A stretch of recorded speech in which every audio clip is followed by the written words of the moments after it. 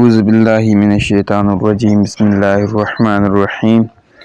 حضرت جابر کہتے ہیں کہ رسول اللہ صلی اللہ علیہ وسلم نے فرمایا، ہر مسلمان شخص پر ہر 7 دن میں ایک دن کا غسل ہے اور وہ جمعے کا دن ہے۔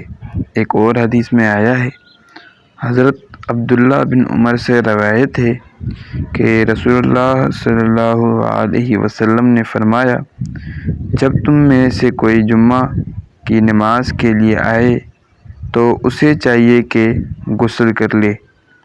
ایک اور حدیث میں آئے کہ حضرت ابو سعید خدری رضی اللہ تعالی عنہ سے روایت ہے کہ رسول اللہ صلی اللہ علیہ وسلم نے فرمایا، جمعے کے دن ہر بالغ شخص پر غسل کرنا واجب ہے، مسواک کرنا بھی اور خوشبو جس پر وہ قادر ہو لگانا بھی۔ تو میرے دوستو، جمعے کے دن جو ہے غسل جو ہے وہ واجب ہے۔